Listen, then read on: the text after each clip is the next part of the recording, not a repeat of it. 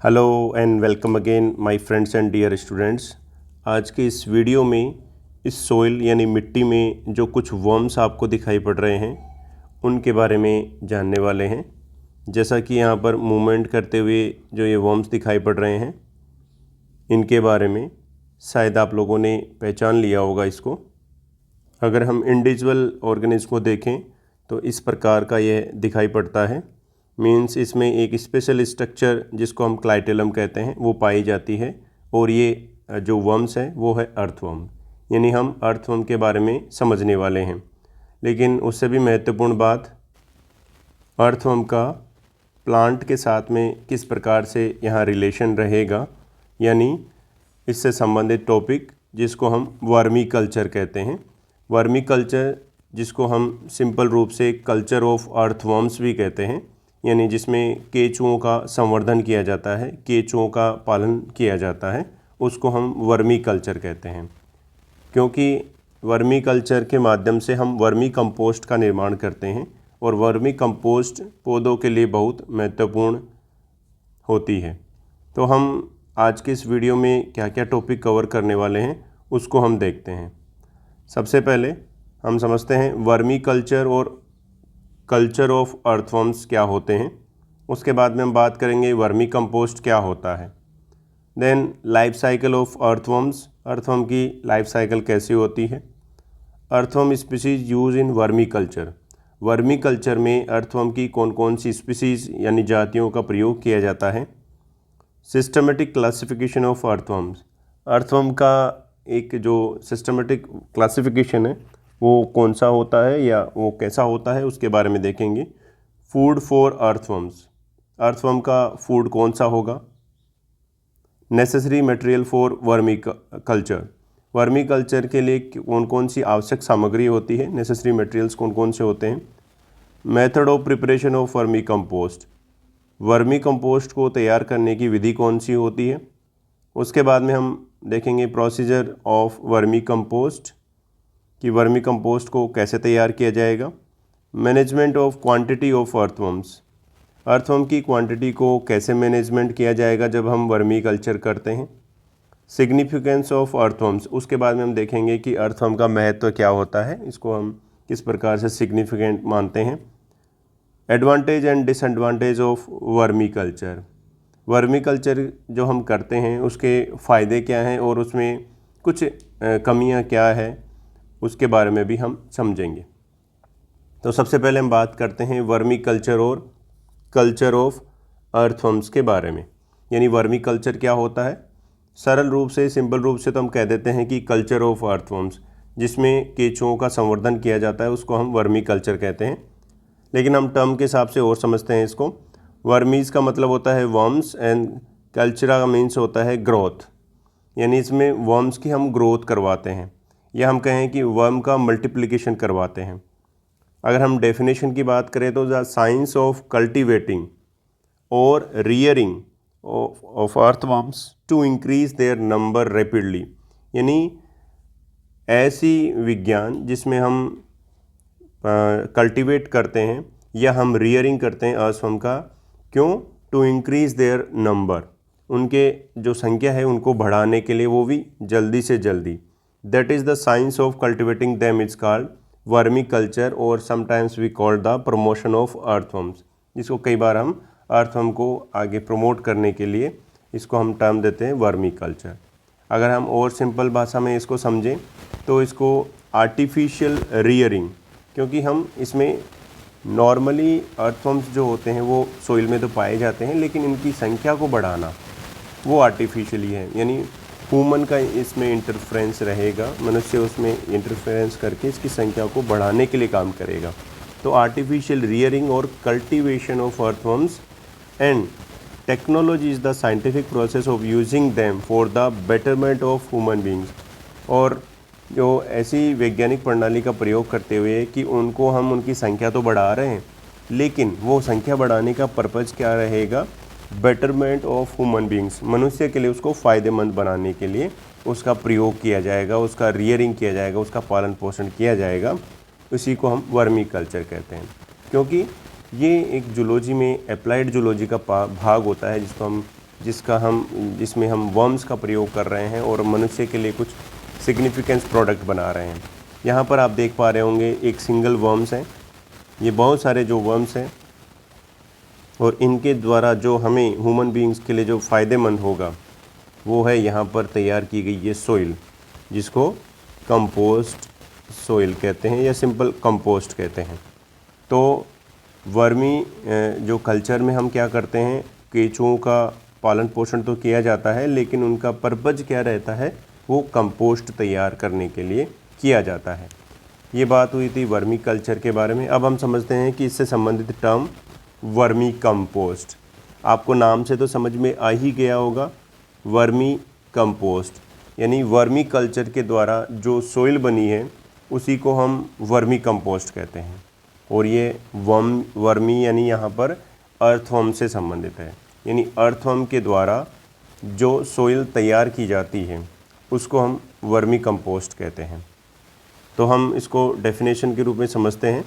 Vermi compost are defined as organic matter consisting mainly of finely dividing earthworms casting, यानी earthworm की एक casting होती है।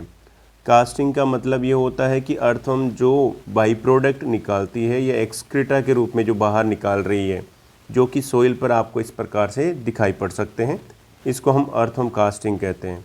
यानी अर्थवर्म के द्वारा जो छोटे छोटे जो सोइल के कण के रूप में जो बाहर निकालते हैं, जिसको हम अर्थवर्म कास्टिंग कहते हैं, produce non thermophilically with bio oxidation and stabilization of organic material due to interaction between aerobic microorganism and earthworm as the material pass through earthworm guts।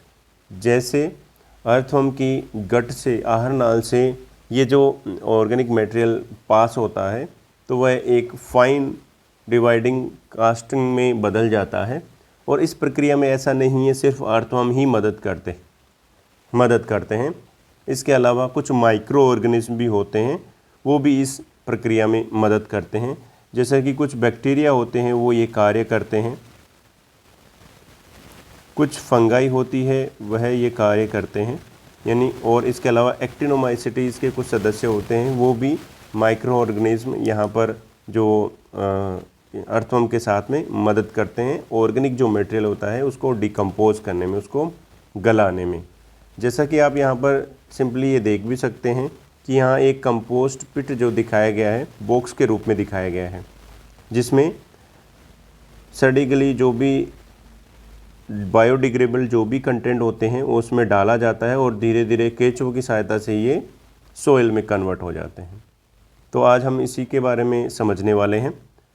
Vermi compost अगर हम और इसको सरल रूप से समझें तो vermi composting is a basically managed aerobic process. अब यहाँ पर इम्पोर्टेंट बात यह है कि एरोबिक प्रोसेस होती है, यानी ये वायवीय घटना होती है, इसमें एरोबिक एनएरोबिक नहीं होती है, क्योंकि कुछ प्रोसेस जब आप सिंपली कंपोस्ट का निर्माण करते हैं, ये तो वर्मी कंपोस्ट, अगर आप कंपोस्ट का निर्माण करते हैं तो वहाँ पर एनएरोबिक प्रोसेस होती है। लेकिन हम बात कर रहे हैं वर्मी कंपोस्ट के बारे में, तो ये एरोबिक प्रोसेस होती है, यानी केंचुओं को थोड़ी मात्रा में ऑक्सीजन ज़रूर चाहिए, इसलिए इसको एरोबिक प्रोसेस माना गया है या बायो ऑक्सीडेशन प्रोसेस माना गया है।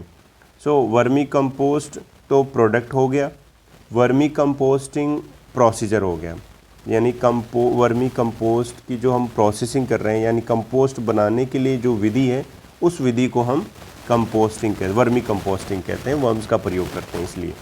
सो vermi compost is a basically manage aerobic process of worms digesting organic material to transfer material into the beneficial soil modification, यानी एक अच्छी सोइल हमें प्राप्त हो गई, उसके लिए हम वर्मी कंपोस्टिंग वाली प्रोसेस करते हैं। Vermicompost is a excreta of earthworms, यानी वर्मी कंपोस्ट एक्चुअली है क्या, अर्थवर्म का एक्सक्रीटा है, यानी इसका जो एंड प्रोडक्ट है डाइजेशन के पश्चात वो अर्थवर्म का है और वो है वर्मी कंपोस्ट। और ये कैसा होता है, ग्रेन्युलर कास्ट के रूप में आता है, इसको हम वर्मी कास्ट भी कह देते हैं कई बार, which is rich in humus, जो कि ह्यूमस से रिच होता है। इसको भी हम लास्ट में समझेंगे कि ह्यूमस क्या होता है, एक बार हम कंपैरेटिव भी इनको कर लेंगे। देन अगर हम समझें कि अर्थवर्म किस प्रकार के पदार्थों को ग्रहण करता है, तो अर्थवर्म्स ईट बायोडिग्रेडेबल वेस्ट। यहाँ पर बहुत ही इम्पोर्टेंट बात यह है कि अर्थवर्म जो भी कंज्यूम करता है वो बायोडिग्रेडेबल होना चाहिए, यानी वो नेचर में, अगर प्रकृति में या सोइल में कहीं पड़ा हुआ है तो वो ऑटोमेटिक गल जाना चाहिए। लेकिन सामान्यतः जो ऑटोमेटिक गलने की जो प्रोसेस है उसमें बड़ा लंबा समय लगता है। अर्थवर्म इस प्रोसेस को तीव्र कर देता है, इसलिए हमारे लिए सिग्निफिकेंस होता है। बायोडिग्रेडेबल है, ये सही बात है, लेकिन बायोडिग्रेडेबल प्रोसेस को फास्ट करने का काम, एक तो हमें कोई काम करने में 6 महीने लगें और एक काम करने में 2 महीने लगें, तो हमें जल्दी प्रोडक्ट मिल जाए और लार्ज संख्या में बायोडिग्रेडेबल जो वेस्ट हैं उनको जल्दी से जल्दी सोइल में कन्वर्ट करने का काम कर सकें।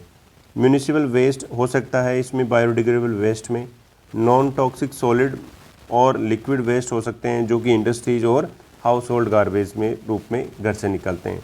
लेकिन अगर इसमें कोई अगर टॉक्सिक मटेरियल मिला दिया जाए तो वो वर्मी कंपोस्ट जो है तैयार नहीं हो पाएगा, क्योंकि उस टॉक्सिक मटेरियल की वजह से अर्थवर्म को नुकसान हो सकता है और आगे बाई प्रोडक्ट हमें मिल नहीं पाएंगे।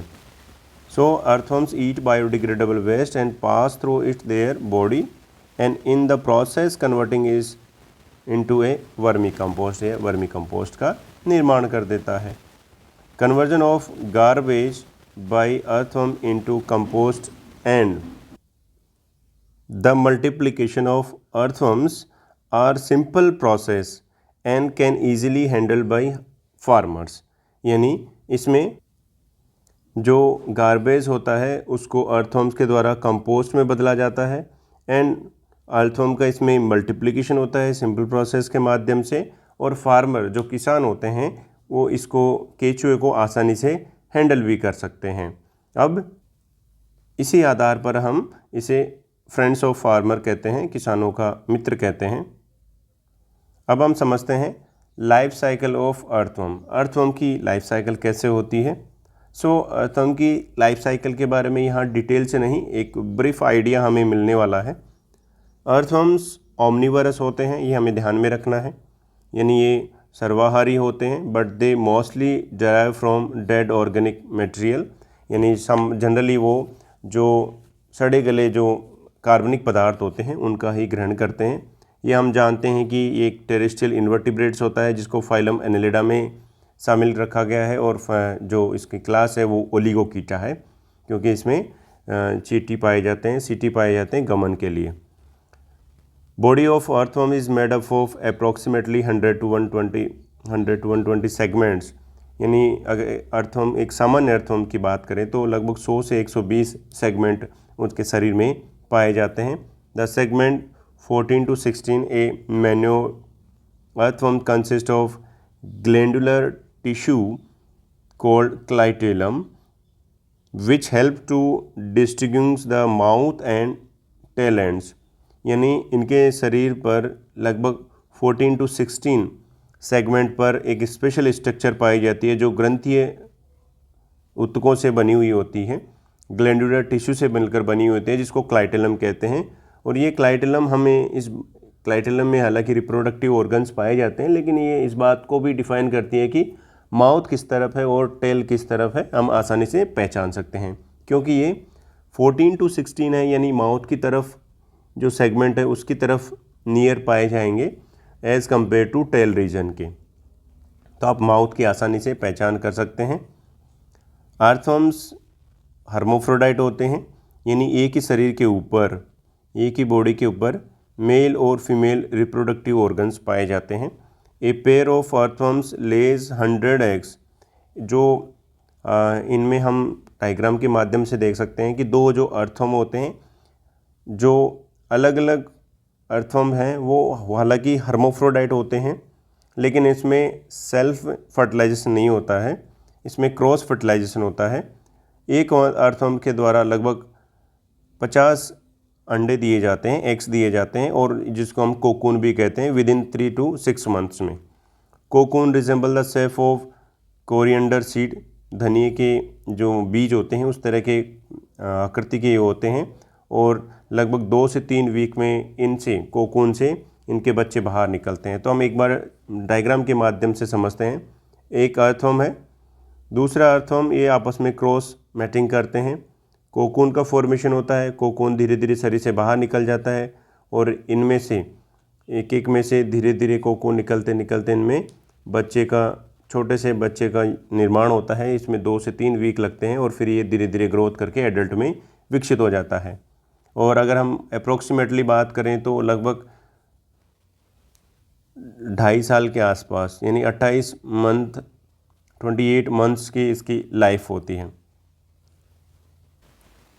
इसमें हम सिर्फ ब्रीफली एक इसके लाइफ साइकिल के बारे में कि इसमें 2 अर्थवर्म्स जो है आपस में क्रॉस फर्टिलाइजेशन करते हैं, उसके बाद में कोकून का निर्माण होता है, कोकून से यंग वन निकलता है और उसके बाद में ये प्रोसेस चलती रहती है। अब हम समझते हैं earthworm species use in vermiculture. Vermiculture में कौन कौन सी स्पीसीज़ का प्रयोग किया जाता है उसके बारे में हम समझने वाले हैं। A handful of species has been used for vermicomposting as they display suitable characteristics like, यानी हम कौन सी स्पीसीज़ को वर्मी कंपोस्ट बनाने के लिए या वर्मी कंपोस्टिंग जो प्रोसेस है उसके लिए काम में लेते हैं। तो उसके लिए ऐसी स्पीसीज़ होनी चाहिए जिसमें ये कुछ कैरेक्टर्स होने चाहिए, जैसे कि tolerance of wide range of environmental and management conditions, यानी उसमें एनवायरनमेंट के लिए, पर्यावरण के संबंधित और उसके मैनेजमेंट कंडीशन से संबंधित उसमें टॉलरेंस, उसकी सहनशीलता ज़्यादा होनी चाहिए, क्योंकि एनवायरनमेंट कंडीशन कभी भी बदल सकती है। तो ऐसा नाजुक अर्थवर्म भी नहीं होना चाहिए कि कुछ एनवायरनमेंट में थोड़ा सा स्लाइटली परिवर्तन होने से ही वो ख़त्म हो जाए, ऐसा नहीं होना चाहिए। उसमें टॉलरेंस उसकी स्पीसीज़ में होना चाहिए। शॉर्ट लाइफ साइकिल्स होनी चाहिए, उसकी छोटी जीवन अवधि होनी चाहिए, जिससे क्या होगा, वो अधिक संख्या में प्रोजेनी उत्पन्न करेगी, अधिक संख्या में उसका निर्माण हो सकेगा। हाई रिप्रोडक्टिव रेट्स होनी चाहिए, क्योंकि जब हाई रिप्रोडक्टिव रेट होगी यानी अधिक प्रजनन क्षमता होगी, दर होगी, तो अधिक संख्या में बच्चे का निर्माण करेगी। अधिक संख्या में बच्चे होंगे तो ज़्यादा मिट्टी, ज़्यादा जो ऑर्गेनिक मटेरियल उसको सॉइल में कन्वर्ट करने का काम करती है, यानी अच्छी ह्यूमस में निर्माण करने का काम करती है। गुड कंपोस्टिंग रेट, इसके अलावा ज़्यादा होना ही मायने नहीं रखता है, यानी अगर अर्थवर्म की संख्या ज़्यादा हो गई लेकिन अगर वो खाना ही नहीं खा रहे, जो उनको फीड दिया गया है, बायोडिग्रेडेबल जो वेस्ट दिया गया है, अगर वो उसको ही नहीं खा रहे तो हमारे लिए महत्व के नहीं होते हैं। तो उनकी जो कंपोस्टिंग रेट है, यानी उनको खाने की जो दर है वो तीव्र होनी चाहिए, तभी तो वो हमें जल्दी से कंपोस्ट का निर्माण करके दे सकते हैं। तो यहाँ पर कुछ स्पीसीज सेलेक्ट की गई है जो कि भारत में सामान्यतः इनका प्रयोग किया जाता है, इंडिया में इनका प्रयोग किया जाता है। जैसे कि आइसेनिया एंड्रेई बहुत कॉमन स्पीसीज है जो भारत में वर्मी कल्चर में काम में ली जाती है। आइसेनिया फिटिडा, जिसको पहले आइसेनिया इस तरह से भी स्पेल करते हैं, आइसेनिया फिटिडा, जिसको रेड स्ट्रिप्ड वर्म्स कहते हैं, क्योंकि इसके बॉडी पे हमें रेड रेड कलर की स्ट्रिप्स दिखाई पड़ते हैं। इसके अलावा डेंड्रोबिना वेनेटा, ये भी स्पीसीज़ भारत में प्रयोग की जाती है। पेरियोनिक्स एक्सकेवेटस, ये भी प्रयोग की जाती है। यूड्रिलस यूजेनी, ये यहाँ पर कुछ जो कॉमन स्पीसीज़ यहाँ पर दिखाई गई है, इन स्पीसीज़ का प्रयोग वर्मी कल्चर में किया जाता है। और extensively use species for vermi composting, इनका वर्मी कंपोस्टिंग के लिए इनका सामान्यतः इनका प्रयोग किया जाता है। अब यहाँ पर इम्पोर्टेंट बात यह है कि हमें एटलीस्ट 2 स्पीसीज़ का नाम तो हमें याद रखना है, क्योंकि एग्ज़ाम में अगर पूछे तो हमें उनके बारे में पता होना चाहिए। पूरी याद रहें तो बहुत अच्छी बात है। अब हम समझते हैं, on the basis of feeding habits the worms is classified into 2 types. इनको 2 अलग अलग टाइप्स में बांटा गया है। एक तो वो स्पीसीज़ होती है जो बरो बनाते हैं, बिल बनाते हैं, बरोविंग होते हैं, और दूसरी जो होती है वो नॉन बरोविंग, यानी जो बरो नहीं बनाते हैं, बिल नहीं बनाते हैं। Burrowing lives deep in vertical burrows, ऐसी जो कि वर्टिकल बरोज बनाती हैं। ये अगर बरो बनते हैं तो ये लंबे होंगे डेफिनेटली, यानी 20 to 30 सेंटीमीटर लॉन्ग होंगे। लाइफ फॉर 15 ईयर्स, इनकी जीवन अवधि भी लंबी होगी। कारण क्या है, क्योंकि ये ज़मीन के अंदर रहेंगे, ये लंबे होते हैं तो आसानी से ये ग्रोथ कर सकते हैं, इनको बाहर के वातावरण से डिस्टर्बेंस कम होता है। एग्जाम्पल लुम्ब्रिकस टेरेस्ट्रिस, ये एक एग्जाम्पल आप ध्यान में रखेंगे। Non burrowing on the other hand, non burrowing lives in the upper soil surface. ऐसा नहीं है कि वो बिल्कुल बिल भी नहीं बनाते हैं, ये बिल बनाते हैं लेकिन इनके बिल इतने बड़े नहीं होते हैं, टेम्पोररी होते हैं एक्चुअली। इनके 10 to 15 सेंटीमीटर लॉन्ग्स होते हैं, लाइव्स अप टू 28 मंथ्स होते हैं and feed on organic matter and detritus. और नॉन बरोविंग जो अर्थवर्म्स हैं उन्हीं को हम वर्मी कल्चर में काम में लेते हैं। जो वर्मी कल्चर की जो प्रोसेस है उसमें इनका प्रयोग किया जाता है, जैसे कि आइसेनिया फिटिडा, आइसेनिया एंड्रेई, पेरियोनिक्स एक्सकेवेटस, पेरियोनिक्स सेंसिबेरिकस और यूड्रिलस यूजेनी। इन स्पीसीज़ का प्रयोग किया जाता है और ये नॉन बरोविंग होती हैं। वैसे तो अगर हम अर्थवर्म की क्लासिफिकेशन की बात करें तो वो अलग अलग टाइप से क्लासीफाई किया गया है, जिसके लिए मैं आप लोग के लिए एक सेपरेट वीडियो बनाऊंगा कि अर्थवर्म्स के टाइप्स कौन से होते हैं ऑन द बेसिस ऑफ कि वो सरफेस पर पाए जाते हैं, मिट्टी के अंदर पाए जाते हैं या बिल बनाकर किस प्रकार से रहते हैं, तो उसका एक सेपरेट वीडियो बना दूंगा मैं। अब हम इसके क्लासिफिकेशन की बात करते हैं।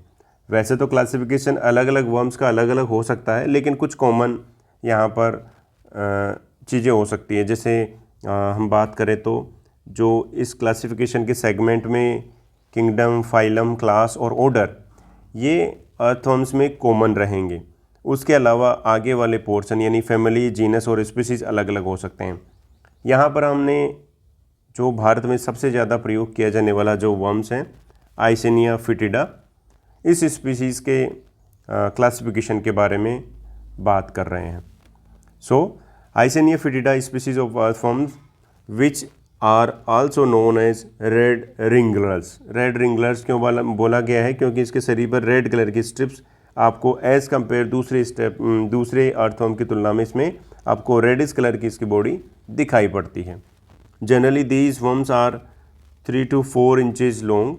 ये वर्म्स हालांकि ज़्यादा बड़े तो नहीं होते हैं, लगभग 10 से 15 सेंटीमीटर तो होते हैं। And residue the upper few inches in the soil where the amount of air is more, जहाँ पर वायु ज़्यादा होती है और अपन जो सोइल में ऊपर वाली सरफेस पर ही ये पाए जाते हैं। तो वर्गीकरण के बारे में बात करते हैं। सबसे पहले हम देखते हैं किंगडम एनिमेलिया होता है क्योंकि सभी एनिमल्स के बारे में हम पढ़ते हैं। फाइलम एनेलिडा है क्योंकि इसकी बॉडी में एनुलस रिंग्स पाई जाती है। क्लास ओलिगोकीटा, इसमें कुछ मात्रा में सीटी पाई जाती है जो आपको नेक्ड आई से विजिबल नहीं होती है, लेकिन इनके सेगमेंट में पाई जाती है जो कि लोकोमोशन में मदद करती है। ऑर्डर है ओपिस्थोफोरा, फैमिली है लुम्ब्रिसिडी, जीनस है आइसेनिया और स्पीसीज है फिटिडा। तो ये एक एग्जाम्पल के रूप में आप याद रख सकते हैं इसको। अब हम समझते हैं फूड फॉर अर्थवर्म्स। अर्थवर्म का फूड क्या होता है? वैसे तो हमने इनडायरेक्टली इसको जान लिया है कि फूड क्या क्या हो सकता है, लेकिन फिर और हम इसको और आगे बड़े स्तर पर जानने का प्रयास करते हैं कि और क्या क्या एग्जाम्पल के रूप में हमें समझना है। सबसे पहले हम देखते हैं the diet of earthworms consist of organic matter and rotten food scraps. जो अर्थवर्म्स का जो भी खाना होगा वो ऑर्गेनिक मटेरियल के रूप में होगा और वो रोटन फूड स्क्रैप्स के रूप में होगा, यानी थोड़ा सा बदबूदार खाना होगा। यानी हम सिंपली कहें तो बायोडिग्रेडेबल सब्सटेंसेस जो भी होंगे वो हम इनको अर्थवर्म्स को एज ए फूड प्रोडक्ट के रूप में दे सकते हैं। Earthworms are secondary decomposer. ये बहुत इंपॉर्टेंट है कि अर्थवर्म को सेकेंडरी डिकम्पोजर कहा गया है। तो प्राइमरी डिकम्पोजर किसको कहा गया है? प्राइमरी डिकम्पोजर माइक्रो ऑर्गेनिज्म, सूक्ष्म जीवों को कहा गया है, जिसमें वायरस नहीं, बैक्टीरिया, फंजाई और कुछ एल्गी जो होती है उनको हम इसमें शामिल कर सकते हैं। लेकिन प्रीफरली इसमें माइक्रो ऑर्गेनिज्म में बैक्टीरिया है उनको शामिल किया गया है, फंगाई को शामिल किया गया है और कुछ एक्टिनोमाइसिटीज़ के जो सदस्य हैं उन विशेष रूप से उनको शामिल किया गया है। So earthworms are secondary decomposer as they feed on the microorganisms that feeding on the self-digesting substances, जो कि पहले से ही उस फूड प्रोडक्ट को डाइजेस्ट कर रहे हैं, उन प्रोडक्ट को भी उनको भी सेकेंडरी डिकम्पोजर के रूप में ये अर्थवर्म्स काम में आ रहा है। Usually decaying substances are consume by virus, virus के द्वारा भी कंज्यूम किया जा सकता है। ये बग के द्वारा भी, बैक्टीरिया के द्वारा भी हो सकता है। बैक्टीरियम, सिंगल बैक्टीरिया के लिए बैक्टीरियम प्रयोग किया जाता है। अगर बहुत सारे बैक्टीरिया होते हैं, बहुत सारे बैक्टीरियम होते हैं तो उनके लिए बैक्टीरिया वर्ड का इस्तेमाल किया जाता है। बैक्टीरियम वर्ड का प्रयोग नहीं करें तो ठीक रहता है, क्योंकि बैक्टीरिया कभी भी जो पाए जाएंगे वो एक सिंगल फॉर्म में नहीं पाए जाते हैं, इसलिए हम बैक्टीरिया शब्द का प्रयोग करते हैं। ये सिंगल सेल ऑर्गेनिज्म हो सकते हैं और ये फंगाई हो सकती है, फंगस हो सकती है। ये सामान्यतः डिकेइंग सब्सटेंसेस को कंज्यूम करते हैं। कैसे करते हैं? Their enzymatic secretion physically converted food waste and garbage into semi liquid और पेस्ट फॉर्म, क्योंकि इनके शरीर के माध्यम से कुछ एंजाइम्स सिक्रीट होते हैं, उनके माध्यम से ये उनको लिक्विड के रूप में इनको कन्वर्ट करने, सेमी लिक्विड और पेस्ट के फॉर्म में इनको काम में लेते हैं। Microorganism are convert food material into original chemical form. Microorganism जो होते हैं वो एक्चुअली जो फूड होता है वो उसके ओरिजिनल फॉर्म में उसको कन्वर्ट कर देते हैं। जैसे कि पहले जो फूड पाया जा रहा था उस रूप में कन्वर्ट कर देते हैं। अब उस रूप में कन्वर्ट करने का मतलब क्या है, उसको हम थोड़ा सा समझने का प्रयास करते हैं। जैसे कि हमने भोजन खाया है, या हम सिंपली ये कहें कि हमने गेहूं की रोटी खाई है, वीट की हमने ब्रेड खाया है, लेकिन वो जो वीट है वो कुछ ना कुछ, जो प्लांट होगा वो कुछ ना कुछ पदार्थ को सोइल से ग्रहण करता है। तो सोइल में जो न्यूट्रिएंट्स हैं उसके रूप में कन्वर्ट करने का काम माइक्रो ऑर्गेनिज्म का होता है। यानी माइक्रो ऑर्गेनिज्म किसी भी जो न्यूट्रिएंट्स हैं उसको ओरिजिनल फॉर्म में सोइल में वापस लौटाने का काम करते हैं। So in this process air, water, humus and heat are produce. इस प्रोसेस में, कौन सी प्रोसेस में? जो माइक्रो ऑर्गेनिज्म करते हैं उस प्रोसेस में हवा, पानी, ह्यूमस और हीट प्रोड्यूस होती है। It has also been found that under normal condition earthworm feed on harmful bacteria such as E coli while living beneficial bacteria. ये भी देखा गया है कि अगर सब कुछ नॉर्मल कंडीशन है, प्रॉपर एरेशन हो, वातावरणीय कंडीशन भी ठीक है, अर्थवर्म को प्रॉपर फूड भी मिल रहा है, तो ऐसा देखा गया है एक्सपेरिमेंटल के माध्यम से कि कुछ हार्मफुल बैक्टीरिया को ये कंज्यूम करते हैं, जबकि बेनिफिशियल बैक्टीरिया को ये छोड़ देते हैं। हार्मफुल बैक्टीरिया जैसे कि एस्चेरिया कोलाई, ई कोलाई जिसको हम कहते हैं। सॉइल फॉर्मेशन में भी अर्थवर्म मदद करते हैं, तो इसको हम संक्षिप्त में समझते हैं यहाँ पर। It builds up the soil by eating organic matter and और takes the decaying substances present in it as food along with the soil and takes it out in the form of worm casting। क्योंकि ये तो हम जान चुके हैं, जो भी ऑर्गेनिक मटेरियल होगा उसको खाते हैं और उसको वर्म कास्टिंग के रूप में निकालते हैं, तो एक अच्छी सोइल का निर्माण हो जाता है। सोचो कि बायोडिग्रेडेबल वेस्ट है वो एक तो कहीं पड़ा हुआ है, एक वो मिट्टी में कन्वर्ट हो गया है 2 महीने के बाद में किसी वर्म्स के माध्यम से, तो कितना अच्छा है। वो सोइल हमें एक फर्टाइल सोइल का हमें प्रोडक्ट के रूप में मिल जाती है और उसको हम यूज़ कर सकते हैं। लेकिन अगर सामान्यतः अगर कोई पड़ा हुआ है तो उसको बहुत लंबा समय टाइम लग जाता है। Red worms continuously dig up soil, और ये कंटिन्यूसली क्या करते हैं, मिट्टी को भी खोदते रहते हैं। जिससे क्या होता है, वर्म्स अगर मिट्टी को खोद रहे हैं, अर्थवर्म अगर मिट्टी को खोद रहे हैं, तो उससे क्या फ़ायदा होगा? Due to which water and air enter deep into the soil. जो पानी होगा और हवा होगी वो मृदा में, सोइल में प्रवेश करती है, जिससे क्या होगा, this condition is good for growth of plants. और यह जो एरेशन है और वाटर जो सोइल में बढ़ रहे हैं, ये पौधों की लिए ग्रोथ के लिए बहुत ही महत्वपूर्ण होते हैं। इससे पौधों की ग्रोथ अच्छी होती है।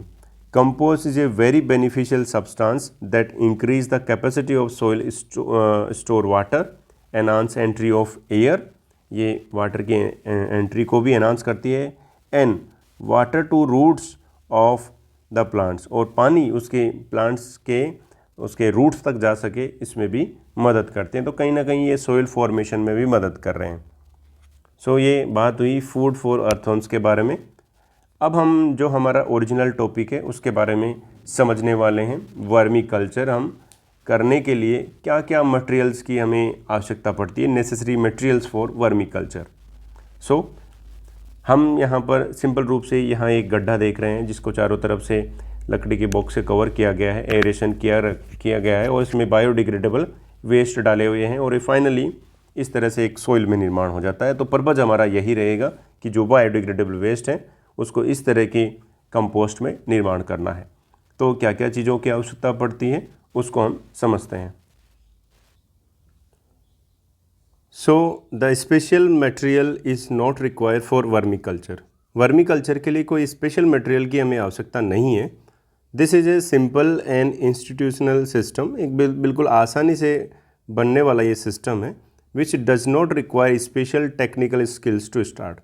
इस वर्मी कल्चर की प्रोसेस को सीखने से पहले हमें किसी स्पेशल प्रकार की टेक्निक्स की आवश्यकता भी नहीं पड़ती है। इसको शुरू करने से पहले हमें किसी प्रकार की कोई ट्रेनिंग भी नहीं लेनी पड़ती है। सिंपल सा इसमें ज़्यादा कुछ रिक्वायरमेंट नहीं होती है, बहुत ही सिंपल प्रोसेस होती है और ये हमारे लिए बहुत सिग्निफिकेंस हो जाती है और इससे हम इकोनॉमिक लाभ भी ले सकते हैं। सो ये डिपेंड करता है कि हम किस स्तर पर करने वाले हैं। वर्मी कल्चर हम एक छोटे स्केल पे भी किया जा सकता है। Vermi culture on A small scale is done in A lawn. एक छोटे से लॉन और किचन गार्डन में भी इनको हम घर में बना सकते हैं कि छोटा सा कोई लॉन अपने घर पे बनाया हुआ है उसमें भी हम वर्मी कल्चर कर सकते हैं।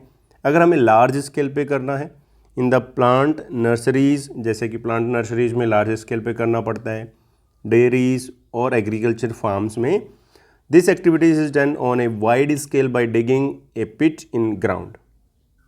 यानी नर्सरी प्लांट की जो पौधों की जो नर्सरी होती है, डेयरीज होती है, एग्रीकल्चर फार्म्स जो होते हैं, वहाँ पर इसको बड़े लार्ज स्तर पर किया जा सकता है, लेकिन उसके लिए फिर एरिया ज़्यादा होना चाहिए और हमारे पास जो बायोडिग्रेडेबल वेस्ट है वो भी ज़्यादा होनी चाहिए। तो उसके लिए हम क्या क्या रिक्वायरमेंट होगी, ये इस बात पर निर्भर करता है कि हमारे पास ज़रूरत कितना मटेरियल बाहर आ रहा है, मीन्स हमारे पास बायोडिग्रेडेबल वेस्ट कितना है और हमें कितनी मात्रा में इसका कल्चर करना है। वास्तव में क्या क्या चीज़ों की आवश्यकता पड़ती है। सबसे पहले तो हम बात करते हैं कि हमें अर्थवर्म चाहिए ही, कि अर्थवर्म नहीं होगा तो वर्मी कल्चर कैसे करेंगे या वर्मी कंपोस्ट का निर्माण कैसे करेंगे। Generally half weight of earthworms are required for converting the waste into compost। अगर हम सिंपल कैलकुलेशन बात करें कि एक बहुत ही स्टैंडर्ड अगर हम प्रोटोकॉल की बात करें तो जितना जो वेस्ट होता है उसका हाफ हमें अर्थवर्म चाहिए होता है। नॉर्मली ये ऐसा एक जनरल ऐसा ही होता है, लेकिन अगर हम इसको अगर कम भी रखें तो भी कोई बात नहीं, लेकिन ये डिपेंड करता है कि हमारे पास एनवायरमेंटल कंडीशन कैसी होगी। एनवायरमेंट कंडीशन अगर गुड होगी तो आधे से भी कम में भी इसमें हम काम अच्छे से हो जाता है, लेकिन एनवायरमेंट कंडीशन कई बार अनफेवरेबल होती है, ठीक नहीं होती है, तो उसमें फिर हमें अधिक मात्रा में अर्थवर्म्स की आवश्यकता पड़ती है। दूसरी इम्पोर्टेंट बात कि अर्थवर्म तो ठीक है कि अर्थवर्म की हमें आवश्यकता है वर्मी कल्चर के लिए, लेकिन उसके लिए अर्थवर्म को रखने के लिए इसका घर भी होना चाहिए, जिसको हम कंपोस्ट बॉक्स कह देते हैं, कंपोस्ट पिट कह देते हैं और बेड मेथड भी कह देते हैं। तो ये किस तरह के हो सकते हैं, to lay down a big box to keep in the red worms. एक बड़ा बॉक्स के रूप में हो सकता है, वो प्लास्टिक हो सकता है, सीमेंट का हो सकता है। Remaining pieces of soil, rotten grasses, straw, water, food items are use. इसमें अगर छोटा सा कोई बॉक्स होगा तो उसमें उस हिसाब से हम उसका कंपोस्ट तैयार कर सकते हैं, अगर बड़ा बॉक्स होगा तो उसमें मटेरियल की ज़्यादा आवश्यकता होगी। Odourless containers made of either plastic, ऐसे हमें कंटेनर्स लेने चाहिए, ऐसे बॉक्स हमें लेने चाहिए जिसमें किसी प्रकार की कोई गंध नहीं आती हो।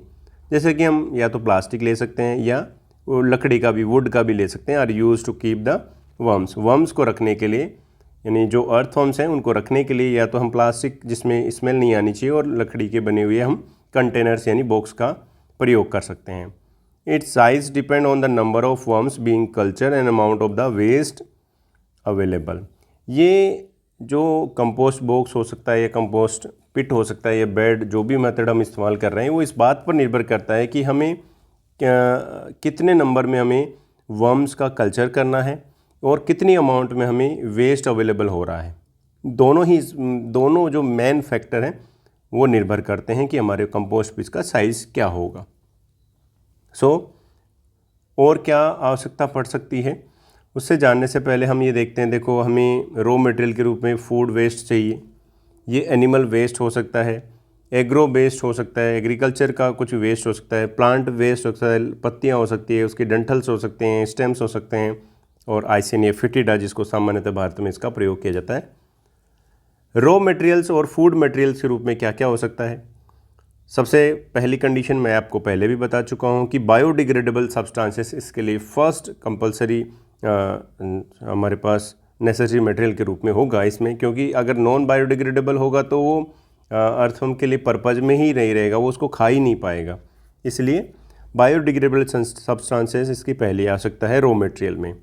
House hold with 4 to 6 members are estimated to generate 6 pound of waste per week. ऐसा अनुमान लगाया जाता है, सिर्फ ये अनुमानित है, ये फैमिली टू फैमिली रहने के तरीके में बदलाव हो सकता है। ऐसा माना जाता है कि 4 से 6 मेंबर वाली फैमिली में लगभग 6 पाउंड यानी लगभग 2.72 kg का वेस्ट एक सप्ताह में प्रोड्यूस किया जाता है।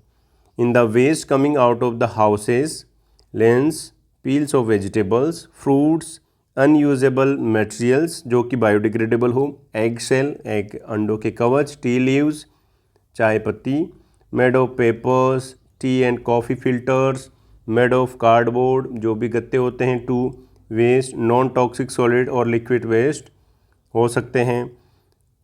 फूड ऐसे कार्डबोर्ड जो कि ऑयली फूड सब्सटेंसेस को पैक करने में काम आ सकते हैं, कैंस हो सकते हैं, कार्टून्स हो सकते हैं, पीसेस ऑफ ब्रेड हो सकते हैं, काउ डंग्स हो सकते हैं, फार्म वेस्ट हो सकते हैं, म्यूनिसिपल वेस्ट हो सकते हैं।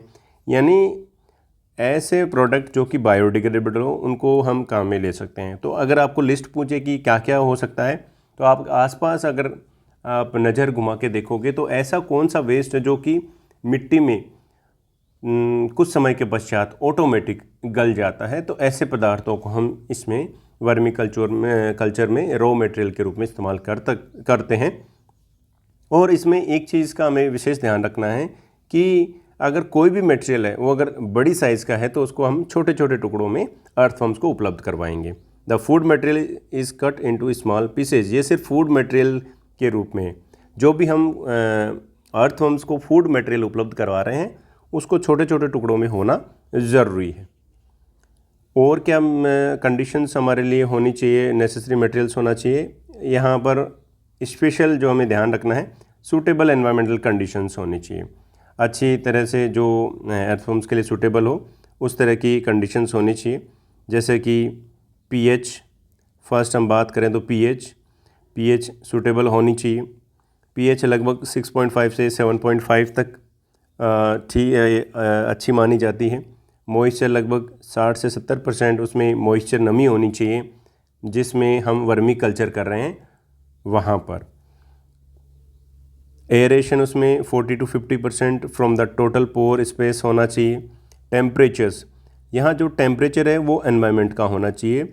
और ये जो कंडीशंस है ये हमारे जिस जगह पर हम कल्चर करने जा रहे हैं, जो हमने कंपोस्ट तैयार किया है उसके अंदर ये चीज़ें होनी चाहिए। उस कंपोस्ट पिट में कह दूँ, उस बॉक्स में कह दें जिसमें हम वर्मी कल्चर करने जा रहे हैं, उसमें पीएच इस रेंज में होनी चाहिए, मॉइस्चर उसमें इतना होना चाहिए और एरेशन भी इतना होना चाहिए। लेकिन टेम्परेचर आसपास के सराउंडिंग्स में 18 to 35 डिग्री सेल्सियस टेम्परेचर होना चाहिए। ये वेरी भी कर सकता है लेकिन ये स्टैंडर्ड टेम्परेचर है, इसको आप ध्यान में रख सकते हैं और अच्छे से कंपोस्ट का निर्माण किया जा सकता है। नेक्स्ट हम समझते हैं इसी में और कौन से मटेरियल है जिनका हम प्रयोग करते हैं। सूटेबल साइट होनी चाहिए या प्लेस, एक अच्छा स्पेस भी बहुत मायने रखता है कि हम कहाँ पर इसका प्लांट करें या किस तरह का स्पेस होना चाहिए। सबसे इम्पोर्टेंट बात इसमें यह है कि जो जहाँ पर हम बॉक्स बना रहे हैं वो किसी न किसी शेड से कवर होना चाहिए, यानी उसके ऊपर छत होनी चाहिए। छत मीन्स वो हम नॉर्मली बायोडिग्रेडेबल वेस्ट का भी बना सकते हैं या हम एल्युमिनियम या एस्बेस्टोस की सीट भी हम उसके ऊपर लगा सकते हैं, जैसे कि बाय मेकिंग ए शेड और शेडो ऑफ एल्युमिनियम और asbestos seat over the tank, जिस पर भी हम कंपोस्ट पिच के ऊपर की तरफ उसके ऊपर हम छाया करेंगे। अब वो भी जो भी हमारे सस्ते में होता है वो हमें करना चाहिए। नेक्स्ट, वाटर की रिक्वायरमेंट बहुत ही महत्वपूर्ण होती है, क्योंकि जो अर्थवर्म्स होते हैं उनको नमी की आवश्यकता होती है। Daily watering is not required for vermi bed. ये एक स्पेशल कंडीशन है कि हमें रोज़ाना पानी की आवश्यकता नहीं होती है, लेकिन but 60% moisture should be maintain through the period, यानी हमेशा ही 60% लगभग 60% मॉइस्चर जहाँ पर वर्म्स को कल्चर किया जा रहा है वहाँ पर होना चाहिए। If necessary arises, water should be sprinkle over the bed rather than pure the water. इसमें हमें जब भी वाटर की हमें कमी महसूस हो कि वो कम हो रहा है, जिसमें हम वर्मी कल्चर कर रहे हैं उस जगह पर अगर पानी कम हो रहा है तो उसमें हम पानी का फव्वारे के रूप में उसमें डालेंगे, ना कि हम सीधा ही उसमें बाल्टी डाल दी पूरा भर के, ऐसा नहीं डालना। उसमें स्प्रिंकल फव्वारे के रूप में फैला के हमें थोड़ा थोड़ा करके उसमें पानी डालना है। Water should be stop before harvest of vermi compost. अगर हमें उसमें से फाइनली हम वर्मी कल्चर कर रहे हैं तो, लेकिन वर्मी कल्चर से हमें एंड प्रोडक्ट वर्मी कंपोस्ट मिलता है, यानी हमें खाद मिलती है। उस खाद को हमें प्राप्त करने से पहले हम जो पानी है वो देना बंद कर देते हैं, 6-7 दिन पहले बंद कर देते हैं। फिर हम वर्मी कल्चर को अलग कर लेते हैं और कंपोस्ट को अलग करते हैं, फिर वापस उसमें प्रोडक्ट देते रहते हैं। सो ये इम्पोर्टेंट बातें हैं। अब हम समझते हैं method of preparation of vermicompost. Vermi compost को तैयार करने के लिए कौन कौन सी विधियां काम में ली जाती है। तो सामान्यतः जनरली जो बड़े स्तर पर जो किया जाता है उसको हम 2 प्रकार से बांटते हैं। पहला जो मेथड है वो है बेड मेथड, यानी इसमें बेड के समान इसमें हम पिट तैयार करते हैं, या हम ये कहें कि उसका एक स्थान तैयार करते हैं वर्मी कल्चर करने के लिए, जिससे हमें वर्मी कंपोस्ट प्राप्त हो। ये नॉर्मल बेड होते हैं, मेड अप ऑफ क्लॉथ और शीट के बने हुए होते हैं, जैसे कि यहाँ पर प्लास्टिक के आपको दिखाई पड़ रहे हैं। This is easy method in which beds of organic material are prepared, जिसमें ऑर्गेनिक मटेरियल हमें आसानी से प्राप्त हो जाते हैं। दूसरा, क्योंकि ये सस्ता बेड मेथड क्या है, थोड़ा सा लो कॉस्ट का होता है, हमें ज़्यादा उसमें कोई कीमती सामान परचेज नहीं करना होता है। दूसरा जो मेथड है पिट मेथड, जिसमें हमें या तो हम मिट्टी में गड्ढा करें या हम सीमेंटेड कोई स्ट्रक्चर का निर्माण करें। In this method the organic matter is collected in the cemented pits. ये इस तरह के आपको डायग्राम में जो दिखाई पड़ रहे हैं, इस तरह के सीमेंटेड पिट्स तैयार कर सकते हैं, जिसके ऊपर हमें एक शेड भी करनी पड़ेगी। However this method is not prominent as it involves problem of poor aeration and water logging. इसमें एक समस्या जनरली जो आती है एरेशन की समस्या आती है, यानी जो पिट्स होते हैं सीमेंटेड उसमें हवा पासिंग के लिए जगह नहीं आती है। इसके अलावा कई बार ये देखा गया है कि इसमें वाटर लॉगिंग हो जाती है, यानी पानी ज़्यादा भरा हो जाता है। तो जनरली इसको थोड़ा सा जो अर्थ जो होती है सरफेस, उससे थोड़ा सा 3-4 इंच ऊपर की तरफ बनाया जाता है, और एरेशन के लिए कई बार इसमें बीच बीच में होल बनाए जाते हैं। तो ये कुछ जो ये 2 मेथड है, सिंपली आपको दोनों मेथड के नाम ध्यान रखना है। अब हम वर्मी कंपोस्ट की प्रोसेस के बारे में देखते हैं कि हम कैसे प्राप्त करें। सबसे पहली कंडीशन तो यही है कि deciding the method of producing vermi compost. Vermi compost को प्राप्त करने के लिए वर्मी कल्चर में हम सिर्फ केंचुओं का कल्चर कर रहे हैं, लेकिन केंचुओं के कल्चर के साथ साथ में हमें उससे बाई प्रोडक्ट के रूप में कंपोस्ट प्राप्त हो रहा है, जिसको हम वर्मी कंपोस्ट कहते हैं। तो सबसे पहले तो हमें ये होना चाहिए कि हमें माइंड सेट करना चाहिए कि मुझे वर्मी कंपोस्ट तैयार करना है। सबसे महत्वपूर्ण है, क्योंकि हमें कोई भी कार्य करने से पहले ये हमें पता होना चाहिए कि हमें करना क्या है। जब हमें करना क्या होगा तभी हम उसके आगे बढ़ पाएंगे। तो उसके लिए आगे का जो स्टेप होगा, choose the material for vermi composting. ये भी हमें पता होना चाहिए कि अगर हम वर्मी कंपोस्टिंग करने जा रहे हैं तो हमारे पास क्या मटेरियल होगा जिसको हम कंपोस्ट में कन्वर्ट करेंगे। तो वो बायोडिग्रेडेबल वेस्ट आपके पास होना चाहिए, जो कि अर्बन वेस्ट हो सकता है, डोमेस्टिक गार्बेज हो सकता है। वो ग्रास के रूप में हो सकते हैं, स्ट्रोज के रूप में हो सकते हैं, किसी भी बायोडिग्रेडेबल वेस्ट के रूप में हो सकते हैं। यानी वो भी आपको ध्यान में रखना है कि वो मटेरियल आपके पास होने चाहिए, तब जाके वो हम उसको कंपोस्ट में कन्वर्ट कर सकते हैं। सिलेक्शन ऑफ सूटेबल अर्थवर्म्स, उसके बाद में महत्वपूर्ण काम कि हमारे पास एक सूटेबल अर्थवर्म्स होने चाहिए जो कि हमारे आसपास के एनवायरमेंटल कंडीशन में सस्टेन कर सकें। जनरली जो इसमें कंपोस्ट करने के लिए जो वर्म्स यूज़ किए जाते हैं वो सरफेस ड्वेलिंग होते हैं, अर्थवर्म्स होते हैं। यानी जनरली वो सॉइल के ऊपर की तरफ भी आ जाएं और सॉइल के थोड़ा सा नीचे की तरफ जाकर जो भी ऊपर के जो पदार्थ होते हैं उनको कंपोस्ट में कन्वर्ट कर सकें। ऐसे हमें अर्थवर्म की स्पीशीज चाहिए। अफ्रीकन अर्थवर्म्स इसमें काम में लिया जा सकता है, जिसका वैज्ञानिक नाम है यूड्रिलस एंजेनियन, रेड वर्म्स आइसेनिया फिटिडा, कंपोस्टिंग वर्म जिसको पेरियोनिक्स एक्सकेवेटस, अफ्रीकन वर्म्स जिसको हम अफ्रीकन अर्थवर्म्स के नाम से जान रहे थे, ये रिपीट हो गया है, इंडियन अर्थवर्म्स ओक्टा किनोटा serrata, Octochaetona serrata species जो कि भारत में भी इसका प्रयोग किया जाता है, are use for vermi compost.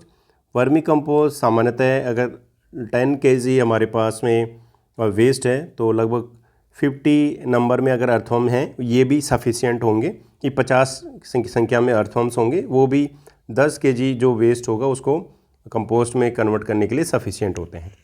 उसके बाद में सिलेक्शन ऑफ सूटेबल साइट और प्लेस होना चाहिए, यानी जो हमारे पास जगह है उसको हम शेडो से कवर करके रखेंगे। अब उसको ऊपर छाया क्यों करेंगे, इसका कारण शायद आपको पता लग ही गया होगा, क्योंकि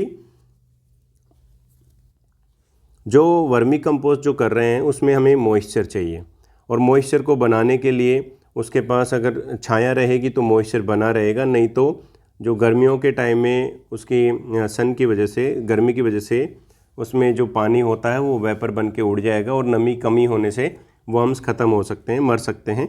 इसलिए हमें जो हमारा स्पेस रहेगा वो एक परफेक्ट जगह होना चाहिए, और या कहीं में भी जो बना रहे हैं वहाँ पर एल्युमिनियम और एस्बेस्टोस की ऊपर शीट लगानी चाहिए शेडो के लिए। प्रिपरेशन ऑफ सीमेंट कंटेनर्स बना सकते हैं या हम कंपोस्ट बना सकते हैं, वाटेवर जो भी हमें रिक्वायरमेंट होगी। इसके लिए या तो हम पिट कैन जो टैंक्स तैयार कर सकते हैं, उनकी साइज़ इस तरह हो सकती है कि 2.5 मीटर उसकी लंबाई होगी, 1.5 मीटर उसकी चौड़ाई हो सकती है और 1 मीटर उसकी गहराई होगी। It base is prepare from loam soil, और इसका जो पैंदा होगा, इसका जो बेस होगा वो मिट्टी से बना हुआ होगा। A thin layer of soil, एक उसके ऊपर थिन लेयर सॉइल की होगी, और broken bricks piece is made on this, उसकी जो सरफेस है उसके ऊपर सॉइल और या ईंट से बने हुए टुकड़े ब्रिक्स पीसेस भी इसमें इस्तेमाल किए जाते हैं। Preparation of vermicompost bed, vermicompost bed उसके बाद में तैयार किए जाते हैं, यानी earthworms are release on this vermi bed, यानी उसके बाद में जैसे ही हमारे पास कंटेनर्स तैयार हो गया, कंटेनर के अंदर फिर हम वर्मी जो कल्चर्स करने के लिए जो अर्थवर्म्स हैं उनको इसके ऊपर छोड़े जाते हैं, जिसको हम पूरी जो लेयर बनाई जा रही है वर्म्स की उसको वर्मी बेड कह रहे हैं। The upper layer is layered with partially decompose organic material, उसके ऊपर यानी जैसे हम कंपेयर करें तो सबसे नीचे ये हो गई ईंटों से बनी हुई, या इसके ऊपर सोइल, यहाँ पर सोइल डाल दी, फिर उसके ऊपर ऑर्गेनिक यहाँ पर वो अर्थवर्म डाल दिए, अर्थवर्म, और अर्थवर्म के ऊपर यहाँ पर डिकेइंग सब्सटेंसेस हो जाएंगे, जो भी ऑर्गेनिक मटेरियल है वो इसके ऊपर डाल दिए जाते हैं। अगर हम एक चार्ट के रूप में समझे तो इस तरह से होता है कि वर्मी बेड, लेकिन वर्मी बेड से पहले हमारे पास नीचे जो इसका लोम बेस जो तैयार किया जाएगा उसमें मिट्टी और ब्रोकन पीस ब्रिक्स के पीसेस होंगे, उसके ऊपर फिर वर्मी बेड छोड़े जाते हैं अर्थवर्म के तैयार कर, उसके ऊपर जो भी वेस्ट है वो छोड़ दिया जा सकता है। वो काऊ डंग के रूप में हो सकता है, गोबर के रूप में हो सकता है, म्यूनिसिपल वेस्ट के रूप में हो सकता है, लेकिन ये एक्सेस मात्रा में नहीं होना चाहिए, लिमिटेड मात्रा में होना चाहिए। Provide water, food and other requirements, it is kept moist, ये पहली केप्ट मॉइस्ट, ये बहुत ही आवश्यकता है कि जो जहाँ पर भी हम वर्मी कंपोस्ट कर रहे हैं उसमें नमी होना बहुत ज़रूरी है। सो इसके लिए हम क्या कर सकते हैं, water is sprinkle on it regularly. इसके लिए हमें पानी की फव्वारे के रूप में इसके ऊपर लगातार इसके ऊपर देते रहना चाहिए। Spraying also enhance the action of micro organism, क्योंकि माइक्रो ऑर्गेनिज्म की एनहांसिंग भी होती है जब जो भी बायोडिग्रेडेबल वेस्ट होता है अगर उसमें नमी बनी रहती है तो इसमें माइक्रो ऑर्गेनिज्म की जो एक्टिविटी है वो भी बढ़ती है। सो बायोडिग्रेडेबल होने की जो प्रोसेस है वो फास्ट हो जाती है। This process is repeated for 4 weeks. ये प्रोसेस 4 वीक पर रिपीट हो जानी चाहिए। The loaded waste is finally covered with a jute mat to protect earthworm from the birds और इंसेक्ट। इसके अलावा जितना जो भी हमने मटेरियल, जो भी हमारा कंपोस्ट पिट जो तैयार हुआ है, अब उसको एक प्रॉपर सीट जो जूट की बनी हुई हो सकती है या जो भी आप जो कि ऊपर की तरफ से एयर टाइट नहीं हो, ऐसा कोई मटेरियल से उसको आप कवर कर सकते हैं जिससे कि बर्ड्स और इंसेक्ट का खतरा कम हो सके। उसके अलावा हार्वेस्ट वर्मी कंपोस्ट, उसके बाद में हम वर्मी कंपोस्ट को हम ले लेते हैं, उसमें से निकाल लेते हैं। Harvest vermi compost. Vermi compost को प्राप्त करने के लिए हमें क्या करना होगा, earthworms repeatedly enter from below and eat organic matters. Earthworms repeatedly soil के अंदर जाते हैं और ऑर्गेनिक मटेरियल को खाते हैं और क्या करते हैं, decompose it, turn it ups down, encourage aeration, aeration को भी इंक्रीज कर रहे हैं, and action of micro organism, जो भी माइक्रो ऑर्गेनिज्म होंगे यानी जो भी सूक्ष्म जीव होंगे उनकी रिएक्शंस को भी ये बढ़ाने का काम करते हैं। The emission emitted by them make the soil granular, इससे जो सॉइल होगी वो ग्रेनुलर फॉर्म्स में होगी यानी कणीय संरचना में बदल जाती है। अब इसके 2-3 फ़ायदे हैं। पहला इसका फ़ायदा तो ये है कि इसमें एडवांटेज ये होगा कि एरेशन प्रॉपर हो जाता है सॉइल में, जिस वजह से एरेशन प्रॉपर होती है तो प्लांट्स को एयर आसानी से मिल जाती है। दूसरा इसका सिग्निफिकेंस ये होता है कि अगर एरेशन जब रहता है यानी उसमें पोर्स रहते हैं अगर सॉइल में, तो इसमें वाटर होल्डिंग कैपेसिटी ज़्यादा हो जाती है, पानी को संग्रहित करने की क्षमता ज़्यादा हो जाती है, जिससे पौधों को जो भी न्यूट्रिएंट्स चाहिए वो सॉइल से आसानी से मिल जाते हैं। After about 45 days the entire waste black powder is converted into powdery humus that is called the vermicompost। लगभग अप्रॉक्स 45 days में जो भी हमारा बायोडिग्रेडेबल वेस्ट है वो एक ब्लैक पाउडर फॉर्म में या ब्लैक सॉइल के रूप में कन्वर्ट हो जाता है, जिसको हम वर्मी कंपोस्ट कहते हैं। Vermi compost is A black coloured small particle compost with 40% moisture, यानी एक ऐसा स्मॉल पार्टिकल्स के रूप में ऐसा कंपोस्ट है जिसमें लगभग 40% मॉइस्चर रहती है, which is considered the best for the plant growth, जिसको प्लांट की ग्रोथ के लिए बहुत अच्छा माना जाता है।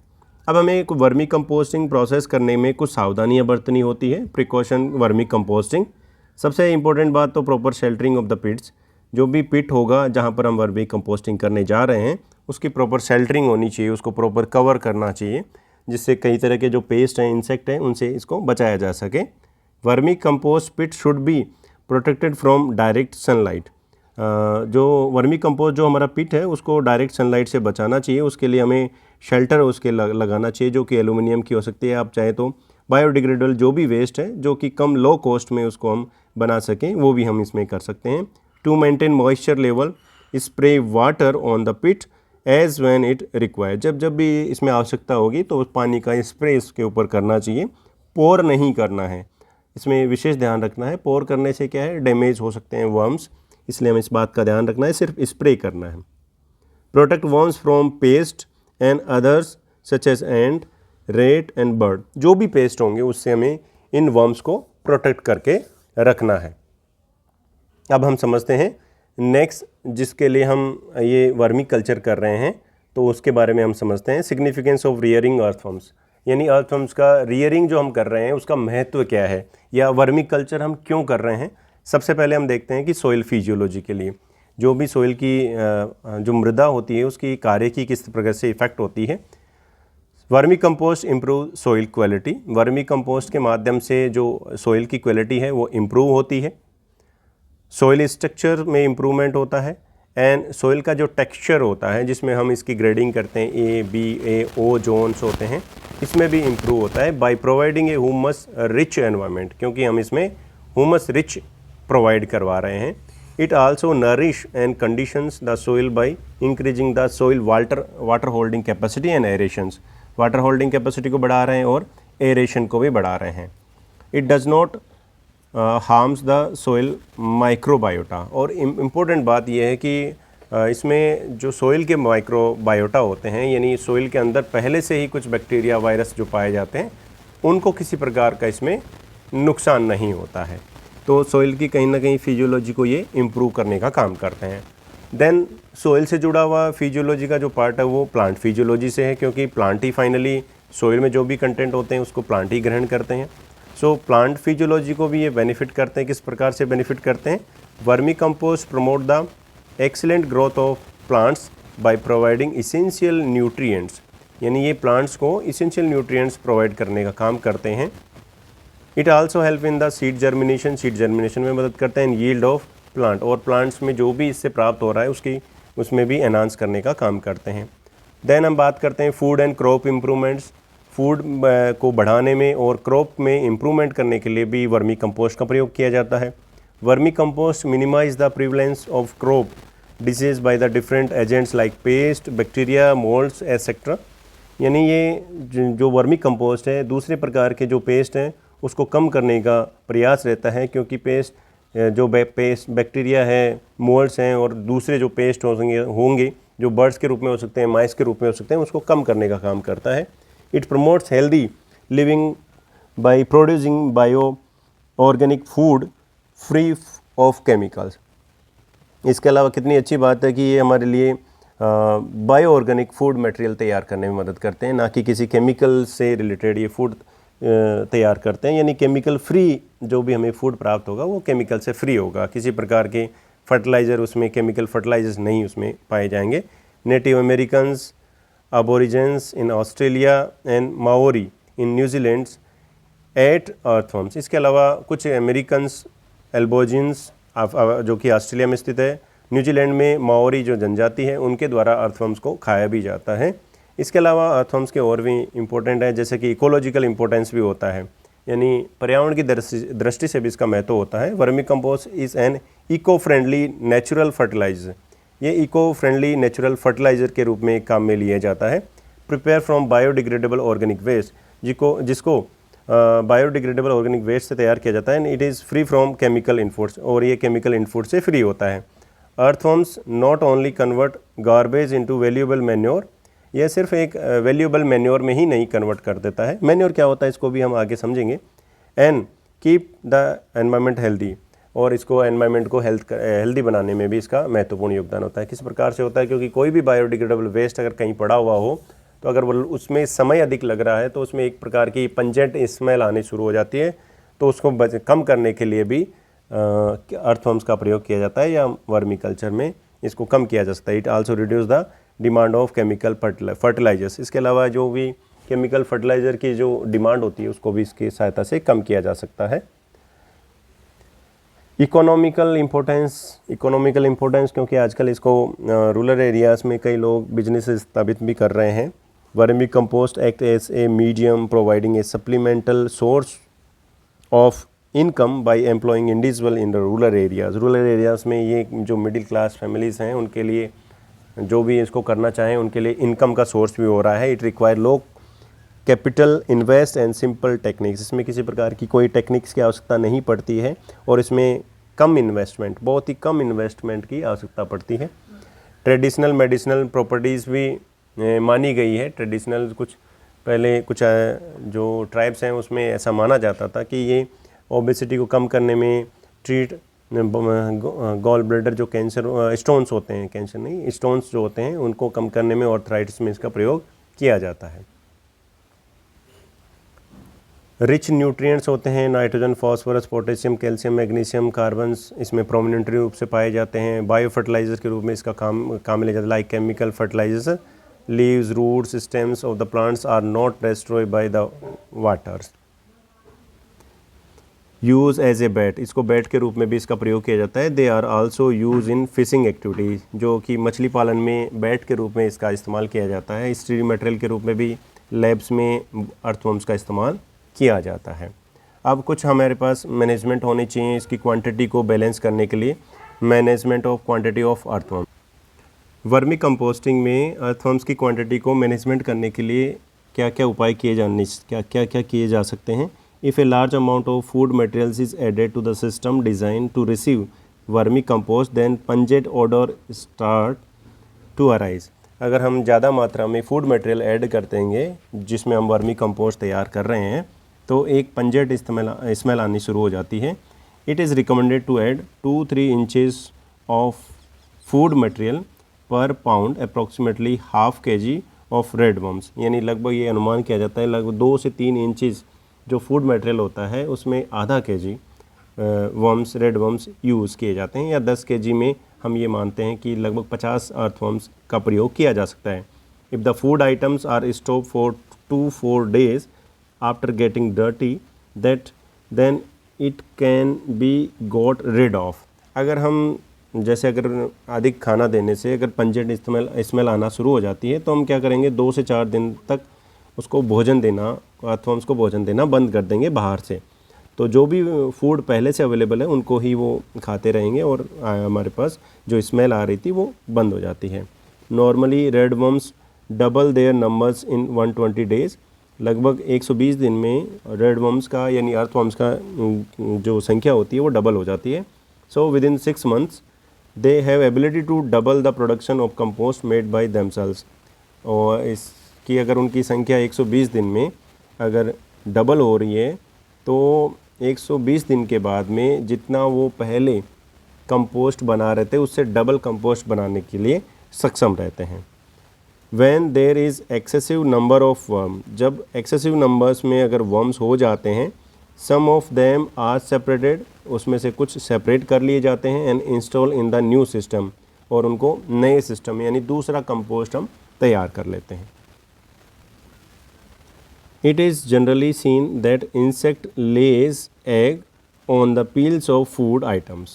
जनरली ये देखा गया है कि जो भी फूड मटेरियल होगा उसके ऊपर कई जो इंसेक्ट होते हैं वो एग ले कर देते हैं, अंडे दे देते हैं, and fruits from which the larva emerge, जिससे उसके ऊपर से लार्वा इमर्ज होते हैं, and obstruct the activity of the red worms, जिससे कि जो रेड वर्म्स हैं या अर्थवर्म्स हैं उनकी एक्टिविटी को ये इफेक्ट करते हैं। That's why it is necessary that the peels of vegetables, leftover food items, etc. should be boiled and put in the special container made for them for the growth of workers and for the making compost. This will attract fewer insect. अगर ऐसा देखा जाता है कि जो insect होते हैं वो इन फूड आइटम्स के ऊपर अंडे ले कर देते हैं, जिससे उनके लार्वा कहीं ना कहीं अर्थवर्म्स के जो संख्या है इनको इफ़ेक्ट करते हैं। जिससे हमें क्या करना होगा, जो भी फूड मटेरियल होगा उसको हमें बॉईल करना है, और उसके लिए जो बॉईल करने के बाद में स्पेशल कंटेनर्स में इन फूड जो बॉयल्ड जो वेजिटेबल्स रहेंगे, फूड मटेरियल्स रहेगा, उसमें एक कंटेनर में डाल देते हैं और इनको समय समय के साथ में इनका इस्तेमाल करते हैं, जिससे कि कम मात्रा में इंसेक्ट अट्रैक्ट हो सके। अब हम समझते हैं disadvantage of vermi composting. Vermi composting के कुछ डिसएडवांटेज भी होते हैं, जैसे कि it require more labour power, इसमें अधिक मात्रा में लेबर वर्क की आवश्यकता पड़ती है, and skills for operation and maintenance of vermi composting.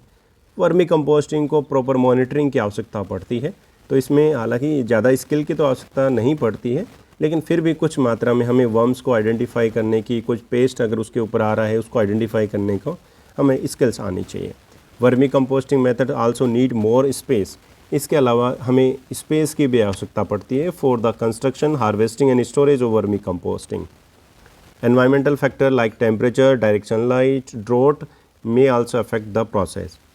जो हम वर्मी कंपोस्टिंग जो प्रोसेस करते हैं उसमें जो टेम्परेचर होता है, सनलाइट होती है और सूखे की जो स्थिति है वो इस प्रोसेस को प्रभावित करते हैं, तो इन बातों का हमें ध्यान रखना पड़ता है। अब कुछ इंपॉर्टेंट टर्म हैं जिनको हम समझते हैं। मैन्योर क्या होता है, क्योंकि हमारे पास में 1-2 बार हमारे पास मैन्योर वर्ड आया है। मैन्योर क्या होता है? मैन्योर एक तरह का फर्टिलाइज़र होता है जो कि नेचुरली तैयार किया जाता है, प्रिपेयर इन फील्ड में तैयार किया जाता है। Nutrients less as compare to fertilisers. Fertilisers के कंपैरिजन में इसमें न्यूट्रिएंट्स कम होते हैं, लेकिन ये नेचुरली होता है। फर्टिलाइजर्स क्या होते हैं? ये आर्टिफिशियली फैक्ट्रियों में तैयार किए जाते हैं, prepare in factories, rich NPK, nitrogen phosphate, nitrogen phosphorus और पोटेशियम से रिच होते हैं। Vermiculture, production of earthworms. Vermicomposting, decaying organic waste and garbage waste is separated in the form of worm casting, this is called the vermicomposting और we set the processing. हम ये कह सकते हैं कि जो process है, process को हम कहते हैं। वर्मी कंपोस्ट क्या होता है? Product of vermi composting containing worms casting bedding material as well as organic matter in various stage of decomposition. Worm casting क्या होता है? एक्सक्रीट ऑफ अर्थवर्म्स और end product of vermi composting. Vermi culturist कौन होता है? A person who farms और breed for worms. वो person, जैसे हम साइंटिस्ट जो साइंटिफिक वर्क करते हैं उनको साइंटिस्ट कहते हैं, ऐसे ही वर्मी कल्चरिस्ट उनको कहते हैं जो वर्मी कल्चर कर रहा है। हुमस क्या है? Humus is a dark organic material और in the soil that is form by the decomposition of the plant and animal matter, जो कि एनिमल मैटर और प्लांट मटेरियल के डिकम्पोजिशन से जो डार्क कलर का ऑर्गेनिक मटेरियल जो कि सॉइल में हमें मिल रहा है उसको हम हुमस कहते हैं, जो कि वाटर इसमें लगभग 40% इसमें वाटर कंटेंट पाया जाता है। उम्मीद है आपको ये इन्फॉर्मेशन ठीक लगी होगी। Thank you.